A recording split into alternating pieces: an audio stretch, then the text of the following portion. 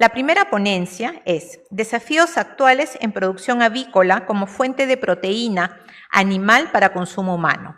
Esta ponencia está a cargo del doctor Carlos Vilches Perales. Quiero señalar que él es ingeniero zootecnista y Magister Science de esta casa de estudios. Además, tiene un máster y un doctoris philosophiae en nutrición por la Universidad de McGill en Montreal, Canadá. Es especialista en nutrición en el área de monogástricos y ha desempeñado diferentes cargos allí en la ciudad de Canadá. Uno de ellos ha sido director de investigación y desarrollo en las empresas DACO en Ontario y siempre ha estado relacionado con las universidades en los departamentos de ciencia animal, tanto con la Universidad de Guelph en Ontario como la Universidad de McGill en Montreal.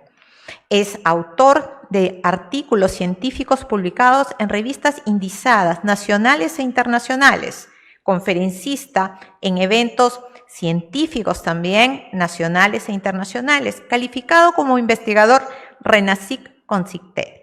Actualmente es profesor principal en el Departamento Académico de Nutrición de la Facultad de Zootecnia y es director del Departamento Académico de Nutrición. Doctor, por favor.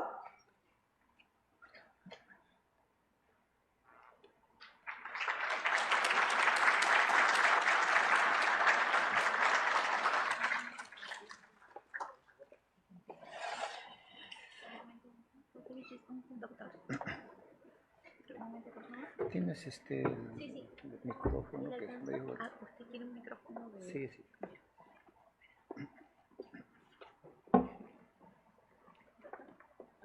Este es el micrófono. Cuando lo mantenga presionado este botón de acá, va a prenderlo. ¿Cómo? Este botoncito es para que lo prenda. Le hace clic. Este prendido. Ya. Muy buenas tardes a cada uno de ustedes. Bueno, nuestras autoridades se han retirado porque tienen asamblea universitaria, pero nosotros seguiremos con el programa. La presentación de hoy día está relacionada básicamente con los desafíos actuales que tiene la producción avícola como fuente de proteína animal para consumo humano. Este tema está escogido básicamente por la importancia que tiene este segmento de la producción agropecuaria. Estamos partiendo siempre de que la necesidad de la población es el alimento. Y la población está en constante crecimiento. Se estima que para el 2030 seremos 8.6 billones de habitantes y para el 2050 estamos aproximadamente a 9.8 billones de habitantes. ¿Y qué cosa significa esto? Significa que va a haber necesidad de producir alimentos. Entonces, va a haber un incremento, ¿no?, en esa necesidad. ¿Por qué razón? Porque el alimento del humano está conformado por diferentes nutrientes y uno de esos nutrientes es el componente proteína. Para la buena salud de los humanos se necesita una cierta cantidad de proteína total que debe consumir el individuo. Entonces, hay referencias básicamente que está indicando de que dependiendo de la edad y del sexo, 45 a 60% del total de proteína que se consume debe ser de origen animal. Debe ser de origen animal. Entonces, con esa base, tenemos que preocuparnos que gran proporción de la proteína requerida debe ser de origen animal. Existe un trabajo del 2022 donde prácticamente está haciendo saber y está mostrando esos resultados de que dependiendo del sexo y la edad del individuo se necesita proporciones que van a variar de 45 a 60%. Por ejemplo, para hombres mayores de 65 años 60% debe corresponder a de origen animal y el 40% de proteínas provenientes de origen vegetal. Y así podemos ver personas, varones de menos de 65 años, mujeres mayores de 65, mujeres entre 50 y 54, y también tenemos mujeres menores de 50 años, pero la proporción va variando. Entonces nosotros sabemos perfectamente del por qué se necesita proteína animal, porque está relacionado básicamente con su perfil de aminoácidos, proteínas de alta calidad, y la alta calidad está representado por la proporción de aminoácidos esenciales fundamentalmente, en comparación a los provenientes de proteína vegetal. Ahora bien,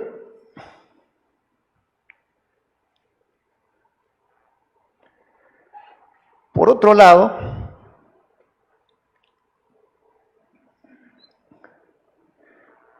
definitivamente no está funcionando esta.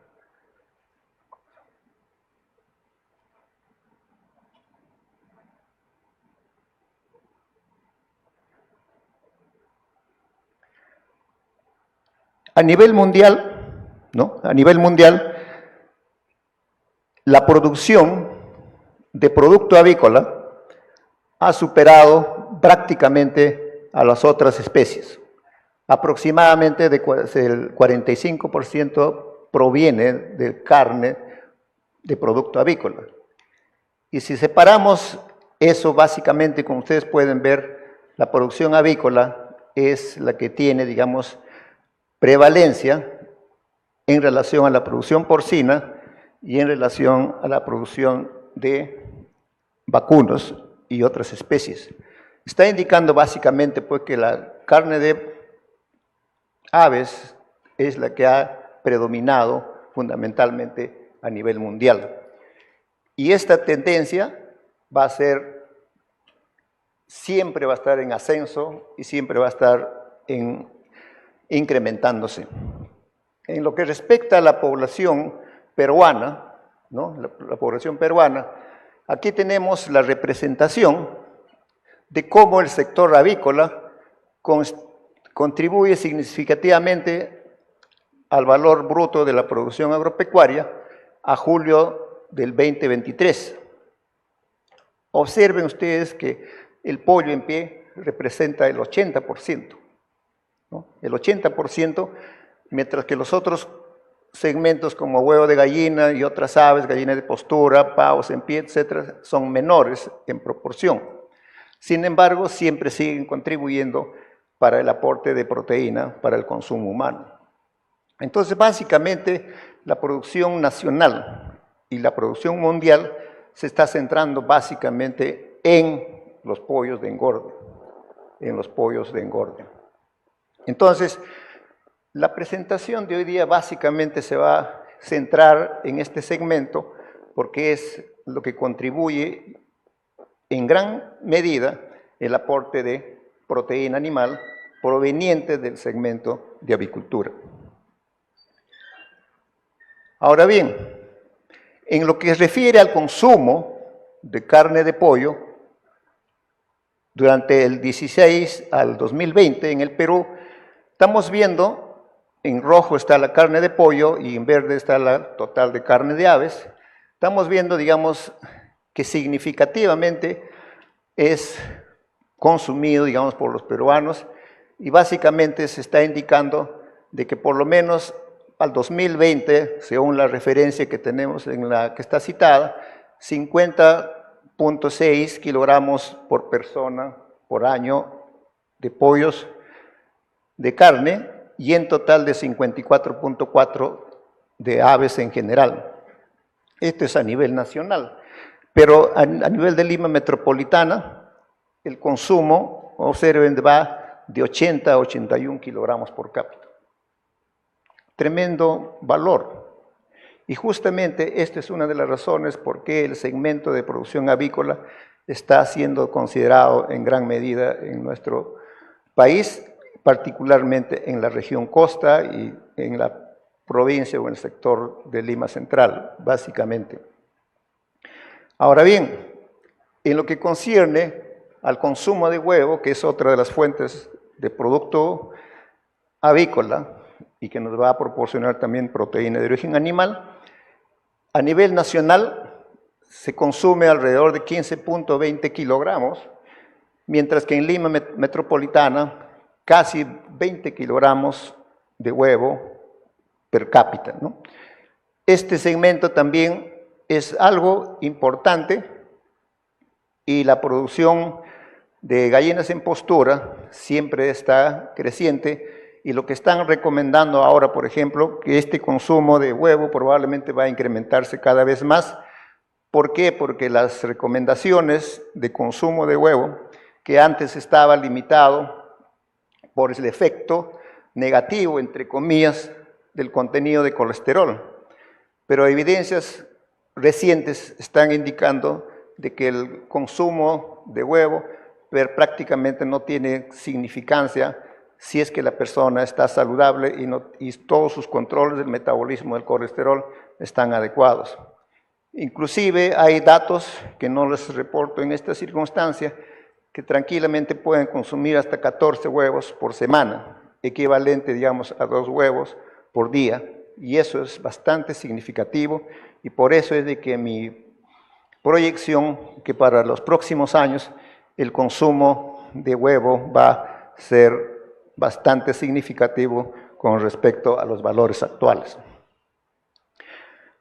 Bien, como el nombre o el tema de discusión era los desafíos de la producción avícola, nosotros vamos a tener dos desafíos, básicamente el externo y los desafíos internos. ¿En qué consisten los desafíos externos? Es básicamente lo concerniente a las regulaciones, que va a estar dictadas por cada gobierno de los ministerios de Agricultura o de Producción, de cada gobierno, qué es lo que va a hacer, digamos, con respecto a la producción, sistemas de producción y las otras limitaciones que puede, digamos, de una u otra manera, frenar el desarrollo de la crianza o aumentar la crianza de los animales. Pero lo más importante es la presión de los consumidores, ¿no? No solamente ahora se preocupan por la calidad de la proteína, sino están preocupados de cómo se está criando esos animales para producir esa proteína, ¿no? Se está pensando, digamos, los grupos, por ejemplo, que son de bienestar animal, tienen, digamos, necesidad de que los pollos sean criados de una manera u otra, que las gallinas sean criadas de una manera u otra, que el bienestar animal sea la prioridad, y justamente cuando hablamos de la producción de huevo, ahora se está indicando en la mayoría de los países del mundo que están tendientes a criar gallinas en postura, a libre albedrío y sin lo que nosotros acostumbramos, lo vemos en jaulas, o sea, al libre ambiente, y también eso es lo que se está diciendo. Pero lo más representativo en la legislación actual es lo que han denominado producción de carne de pollo libre de antibióticos, ¿no es cierto? Eso es lo que ha sido, digamos, uno de los grandes desafíos que ha tenido que afrontar la producción avícola, y otro tipo de regulaciones de tipo, como le vuelvo a indicar, de mantenimiento del medio ambiente, por ejemplo. Pero la presión de los consumidores es bastante significativa y según eso se tiene que cambiar los sistemas de producción o algunas cosas que pueden estar involucradas en la preparación, por ejemplo, de las dietas de estos animales. Del ambiente interno básicamente se refiere a la presión de selección que ha incurrido o ha hecho uso de estas especies. ¿Por qué razón? Porque la genética que era 30 años atrás, esa genética ya no existe. Esa genética ha sido, digamos, mejorada en gran medida para mejorar justamente la productividad de los animales. Entonces, eso es lo que vamos a discutir en el desarrollo de esta presentación. Concentrándonos en la retiro de antibióticos promotores de crecimiento de las dietas de los animales se ha empezado básicamente el 2006 en la Unión Europea y recientemente China, ¿no?, y Canadá están tomando, digamos, acciones sobre el retiro de estos antibióticos en la dieta de sus animales. Pero todo empezó allá en el 2006 y desde ese momento ha estado, digamos, cada país entrando, digamos, a cumplir con este requerimiento. En nuestro país todavía seguimos incluyendo promotores de crecimiento en la formulación de dieta de estos animales y probablemente mañana más tarde ya se regulará completamente el retiro de estos productos. Sin embargo, las empresas actuales, las grandes empresas actuales que están en producción avícola, parte de su producción están siendo ya producidas libres de antibióticos. Pero cuando ocurre esa producción libre de antibióticos, necesariamente tiene que pasar ese precio hacia los consumidores. Es por eso de que en algunas circunstancias el pollo libre de antibiótico cuesta, digamos, centavos más comparado al tradicional sistema de alimentación. La relación del retiro de los antibióticos promotores de crecimiento es básicamente la resistencia bacteriana a los antibióticos. ¿Qué es lo que está ocurriendo básicamente? Nosotros suministramos antibióticos a los animales, a las diferentes especies, pero estos pueden, digamos, de una u otra manera aparecer, entre comillas, en los productos finales o a través del manejo de las excretas, que de una u otra forma pueden también llegar a los humanos, y esto es lo que se está tratando de reducir, ¿no?, ya sea por esta vía o por esta vía, eliminando los antibióticos promotores de crecimiento. A este nivel estaremos minimizando el efecto negativo o por esta vía o por esta vía. Entonces, esto es el circuito que nosotros en producción avícola tenemos que tener en cuenta y estar, digamos, controlando todos esos pasos. Y justamente de esto de acá básicamente tiene que ver en los camales, ¿no?, donde el sacrificio de estos animales tienen que estar totalmente controlados, ¿no?, y por eso existe supervisión veterinaria para que no exista, digamos, bacterias que pueden entrar a esta cadena y ser perjudiciales para el consumo humano. Ahora bien, simplemente para detallar o mostrar una producción libre de antibióticos versus una producción que sí tiene antibióticos. Aquí, por ejemplo, tenemos una dieta que tiene promotor de crecimiento y una dieta que no tiene promotor de crecimiento. Desde el punto de vista de producción animal, nosotros siempre estamos relacionados con la conversión alimenticia, que la conversión alimenticia no es más otra cosa que la cantidad de alimentos que usa el animal para producir 1 kilogramo de producto, ¿no es cierto? Esa es nuestra definición que nosotros tenemos. Cuando tiene, digamos, antibiótico en la dieta, la conversión alimenticia es 1.66. Cuando no tiene antibiótico es 1.72. ¿Qué cosa significa esto? Que mayor cantidad de alimento produce, es necesario para producir el mismo kilogramo de peso vivo. Y ustedes observan el gasto de alimentación. Acá tenemos 5.600.000, mientras acá tenemos 5 millones, casi 800.000, una diferencia de alrededor de 180 millones de dólares en producción, en el costo de diferencia en adicionar antibióticos versus adicionar no antibióticos. Entonces, este es un punto bastante importante que para los productores es definitivamente que tienen que pensarlo varias veces. Pero, como les manifesté hace un momento, productos producidos, valga la redundancia, sin antibióticos necesariamente te cuesta más por kilogramo. Entonces, eso compensan y justamente cuando uno viaja a Europa y encuentra, digamos, el costo de los productos avícolas es relativamente más caro comparado a lo que nosotros tenemos acá. Entonces, ¿qué alternativas a esos productos existen? Ahorita que nosotros estamos trabajando. En nuestro departamento, en nuestra facultad, tenemos varios trabajos de investigación que hacen uso ya de estas alternativas y estamos, digamos, estudiando en cada uno de los aspectos, usando, digamos, cualquiera de estas alternativas que están mundialmente aceptados, pero cada uno tiene sus propias limitaciones. Por ejemplo, tenemos los probióticos.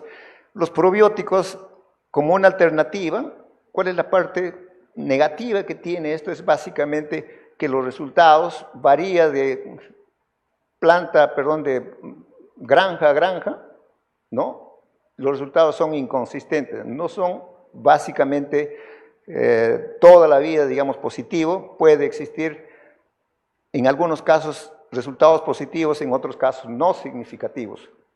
Tenemos los prebióticos, tenemos los ácidos orgánicos, tenemos los aceites esenciales y las enzimas, ¿no? Y todos estos de acá, en nuestra facultad, nuestros alumnos ya lo están usando.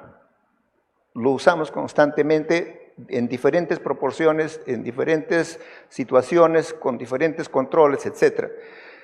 Todavía no lo manejamos básicamente estos dos, porque definitivamente aquí se necesita, digamos, mano calificada, otro tipo de conocimientos, y encima es costoso, al menos desde el punto de vista de investigación en nuestro departamento todavía no lo utilizamos, pero básicamente estos dos sí lo estamos utilizando y nuestros estudiantes son testigos de lo que estamos avanzando en estas áreas. El otro punto es la sostenibilidad, que tanto se habla en este medio. Y la producción avícola tiene que estar dentro de ese segmento, haciendo caso, digamos, tener una producción sostenible, que favorece, digamos, a los consumidores, que no sea demasiado costoso, que esté, digamos, a la par con lo que uno tiene, digamos, en el mercado en cuanto a ingresos económicos y que sea ecológico. Entonces, esta interacción también nosotros lo estamos viendo de una u otra manera en nuestras investigaciones. ¿Por qué? Porque tenemos que cumplir con esta recomendación o con esta limitación, que tiene que ser sostenible. Y ustedes van a encontrar en las charlas que vienen, en las charlas que pasan a nivel nacional o a nivel mundial, todo se habla de sostenibilidad y todo se habla de economía circular, ¿no? Y nosotros, como docentes y como estudiantes, debemos estar preparados en esta línea, porque una vez que salga usted de la universidad o salga del país a otro país por conferencia o por cualquier otra razón, va a tener que responder preguntas sobre estos temas de sostenibilidad. Y en su país, ¿qué hacen por la sostenibilidad?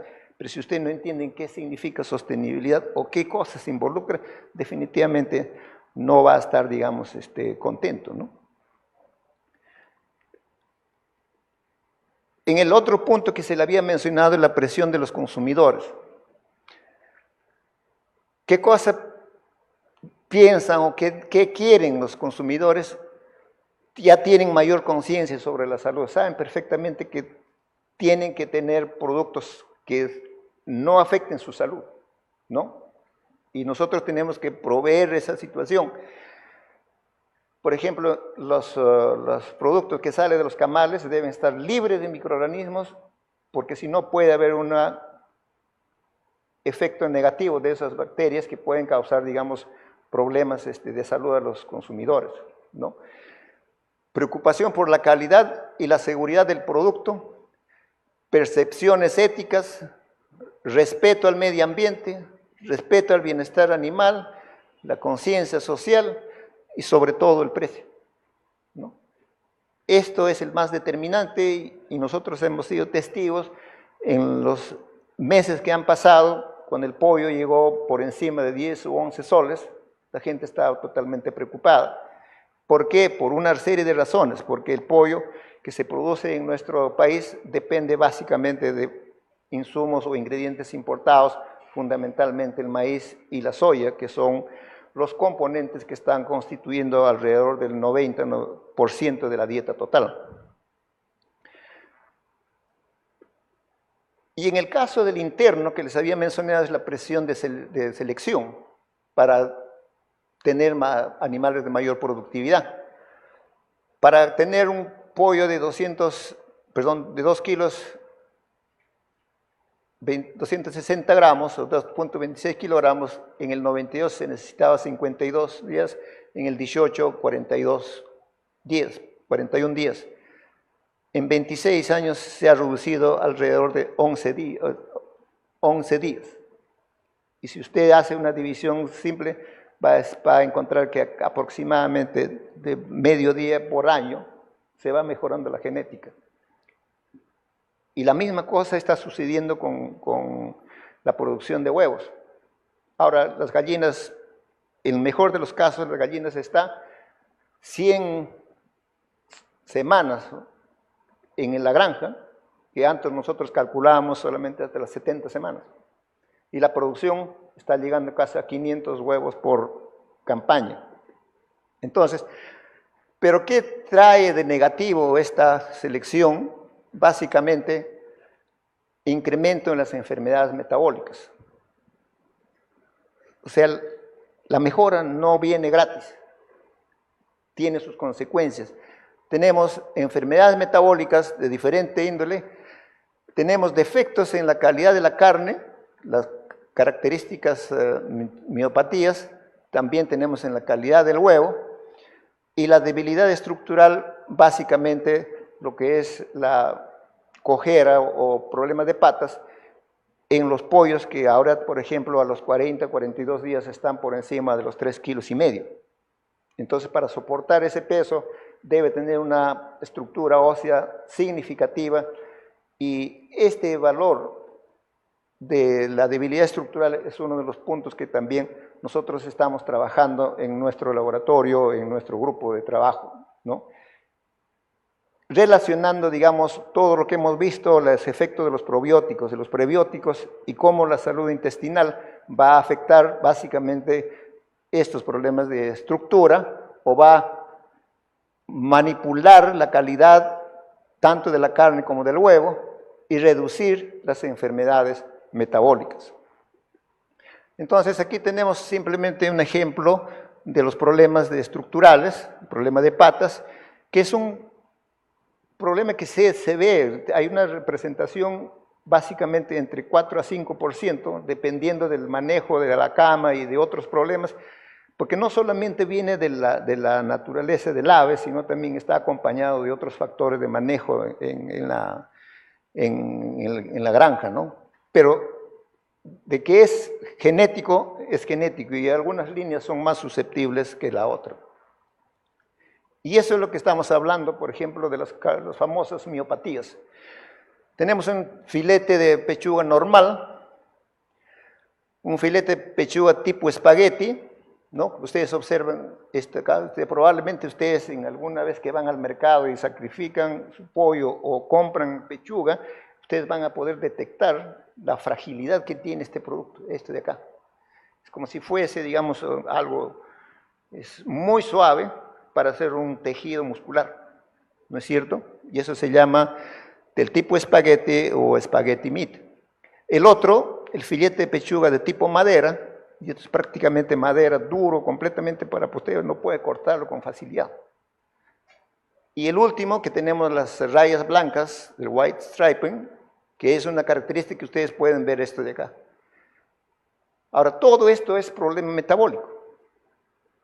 Y existe una serie de trabajos que estamos realizando nosotros en conjunción con otras empresas, al menos en el Ecuador que estoy trabajando, está indicando estos, pero con otro factor. Ya lo hemos determinado a nivel de mar, en costa, y ahora estamos trabajando a nivel de 2.500, 2.600 metros sobre el nivel del mar, a ver si se presentan y en qué magnitud se presenta cada uno de estos problemas de miopatías. Desde el punto de vista nutricional, vamos a tener que ir por el camino de la alimentación por precisión, ¿no? básicamente en los animales de reproducción, en las abuelas y tatarabuelas de los abuelos, de los pollitos que nosotros compramos, tenemos que ver ese proceso de nutrición de precisión y tenemos que formular dietas para nichos especiales. Pollos orgánicos, huevos sin antibióticos, huevos que están en tal cosa. O sea, una serie de demandas existen en el mercado y hay pedidos para ese propósito. Y tenemos que formular esas dietas. Y el otro caso, y esto es el más determinante, y esto vamos a seguir sufriendo en los años que vienen, ¿no? La disponibilidad de ingredientes. Acabo de mencionar de que nosotros dependemos fundamentalmente del maíz y la soya importada, pero imagínense de que existe problemas de producción de maíz, problemas de producción de soya. Nosotros no vamos a tener ese problema, o sea, vamos a tener ese problema cuando queremos importar, porque no va a haber suficiente para satisfacer al mundo. Y ya probablemente ustedes han escuchado, digamos, que la producción de maíz ya no es tan importante ahora en este momento Estados Unidos, sino Brasil. ¿Y qué pasa si Brasil, y bueno, Brasil casi no importa su maíz a este lado del continente, ni su soya a este lado del continente? Ustedes siempre han escuchado soya boliviana, soya paraguaya, soya argentina, ¿no? Pero nunca han escuchado soya brasileña. ¿Por qué? Porque no lo hacen, no lo importan. Esto nosotros vamos a tener que lidiar y vamos a tener que hacer uso de ingredientes alternativos. Pero el uso de ingredientes alternativos es tremendamente complicado porque como son productos alternativos, usted no tiene la base de datos consistentes en el valor nutricional, desde la composición química, su digestibilidad o su perfil, sea de aminoácidos, por ejemplo, o cuánto trabajo extra usted tiene que realizar en esos productos no alternativos para que sea utilizado por el ave. Y no hay que olvidarse que el ave es un animal que requiere nutrientes altamente digestibles, porque la conversión alimenticia en aves hemos visto que está por debajo de 1.6. Y en la actualidad nosotros en algunas granjas estamos teniendo conversión alimenticia de 1.45, 1.5, 1.55.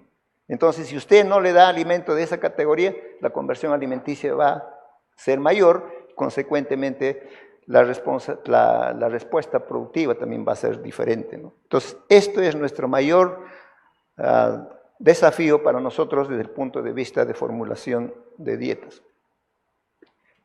Pero ¿qué nosotros estamos viendo ahora? ¿Qué cosas vamos a afrontar comparado, digamos, nuestra producción? Ustedes son testigos cuando van a Huacho, van al norte, o cuando van hacia el sur, ustedes ven granjas de pollos.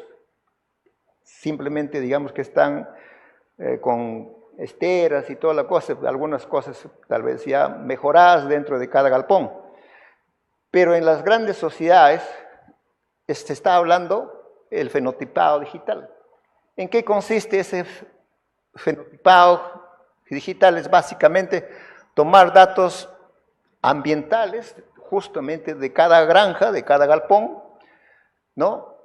Comportamiento animal, ¿no? Todo el comportamiento animal, cómo se moviliza dentro de todo ese galpón, qué problema de salud tiene, y también, digamos, relacionado con la necesidad para poder, digamos, relacionado a la demografía. Se procesa ese dato, ¿no? Para detectar las anomalías y desarrollar fenotipos a través del uso de algoritmos. ¿Para qué? Para desarrollar un fenotipo para características especiales como el comportamiento animal, como la respuesta al estrés, como la resistencia a las enfermedades, como la salud física, a través del manejo de información. Y justamente, ¿qué vamos a tener más adelante? Vamos a tener una línea mejorada, de alta productividad, más grande y más saludable. Todos estos van a estar, digamos, relacionados con mayor productividad y mayor salud del animal, y vamos a tener, digamos, animales mucho más efectivos para un propósito especial. Y aquí yo recuerdo bastante cuando se empezaba, digamos, el hecho de la biología molecular, ¿no? Todo decía, bueno, la biología molecular, la genética molecular, y dejaban de lado la genética cuantitativa. Pero se dieron cuenta que la genética cuantitativa se maneja a través del fenotipo. Y una de las características que se tiene que tomar en cuenta es básicamente cada récord del animal, el peso vivo del animal, la ganancia del animal y las otras características, y ahora tomar datos sobre esa cosa y con modelos especiales caracterizar cada una de esas cosas y tener un animal bastante, digamos, productivo y saludable en el corto tiempo. Entonces, para concluir, la industria avícola está avanzando significativamente, se adapta dinámicamente a los diferentes desafíos, tanto externos como internos, que son propios de la actividad avícola. Se espera que los temas de regulación, sostenibilidad, expectativas del consumidor, nutrición, alimentación, genética y manejo seguirán siendo de mayor relevancia en el futuro. Y eso es lo que nosotros tratamos de traducir y tratamos de incentivar a nuestros estudiantes, porque cuando salen de la universidad, de nuestra universidad, y salen de aquí a otros países, van a enfrentarse con este tipo de información. Y nuestros estudiantes ya deben estar, digamos, acostumbrados a eso. Quiero, digamos, presentar los docentes que estamos involucrados en el área de avicultura, sin desmerecer a los otros colegas, pero que estamos trabajando, el que habla, el doctor Guevara, el ingeniero Víctor Vergara, Otto Sea Mendoza, Natalie Bernoy, Cristina Rivera, Marcial Cumpa y Pedro Siriaco de la parte de manejo, y tenemos estudiantes agrupados en el Círculo de Investigación en Avicultura y también en el Círculo de Investigación en Nutrición y Alimentación de no rumiantes de nuestra facultad. Vuelvo a indicar, no se está excluyendo voluntariamente a otros, sino sencillamente que estamos involucrados en este punto y estamos haciendo todo lo posible que las investigaciones en el área de avicultura sea, digamos, y esté a la par de lo que sucede fuera de nuestro país. Y soy testigo de eso.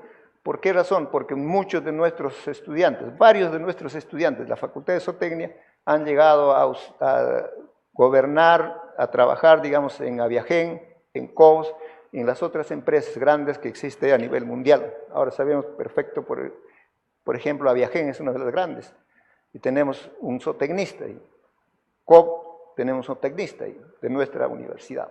Entonces, eso es lo que quería transmitir ahora en esta semana de investigación. No es tan fácil, digamos, conseguir fondos para investigación en avicultura, porque el gobierno no es prioridad de la avicultura para financiar o dar fondos, no es prioridad, porque supuestamente los que producen aves tienen mucho dinero y deben hacer la investigación con su propio dinero, pero nosotros sí, a través de la realización de convenios con empresas, realizamos este tipo de investigaciones que les estoy indicando. Con eso concluyo. Muchas gracias.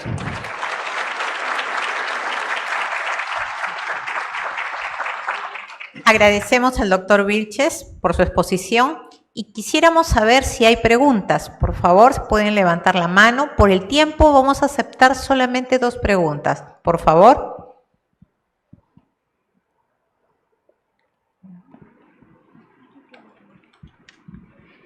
Buenas tardes, felicitaciones al doctor Vilches por su presentación.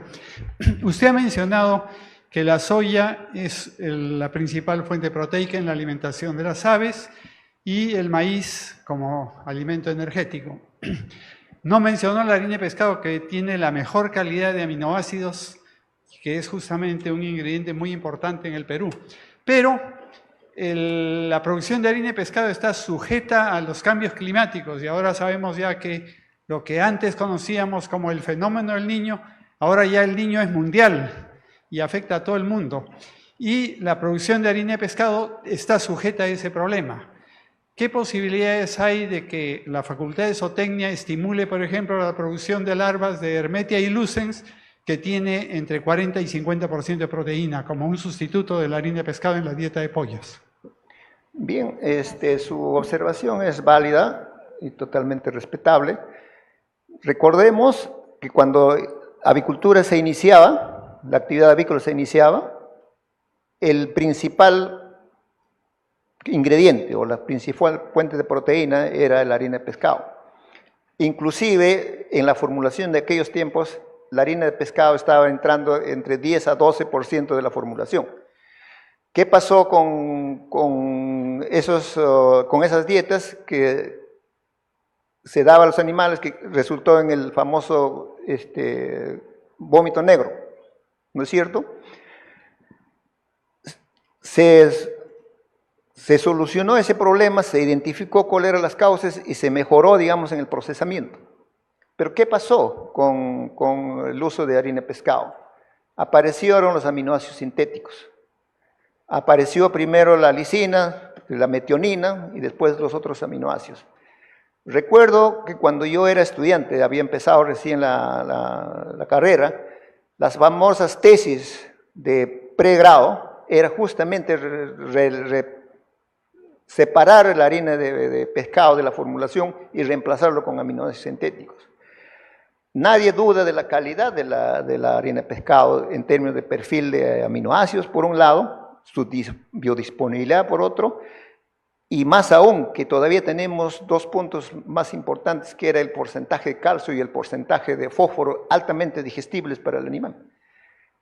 Pero en la actualidad es no económico colocar harina de pescado en la fórmula de las dietas.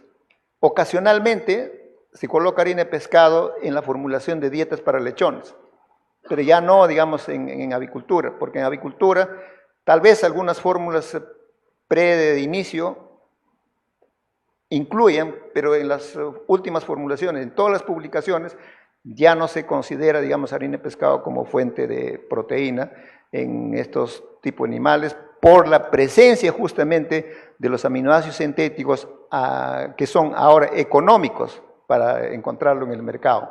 Es cierto que se puede buscar otro tipo de productos alternativos, no hay duda de eso y estamos en ese camino. Pero ¿cuál es el problema de usar productos alternativos? El único problema es de que tiene que ser económico y competitivo con los otros ingredientes.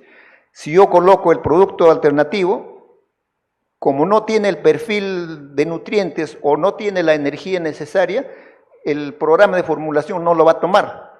Entonces, cuando yo fuerzo ese ingrediente para que entre en la fórmula, la dieta me va a costar más cara que si yo no lo utilizo. Entonces, hay otros criterios. Cuando ya existe una necesidad donde ya no hay otra alternativa que yo pueda tener, puedo usar esos ingredientes, pero sabiendo de que el costo de la dieta me va a ser caro y en segundo que la performance del animal va a ser menor y consecuentemente yo tengo que atenerme a esas consecuencias. Bien, muchísimas gracias. Gracias.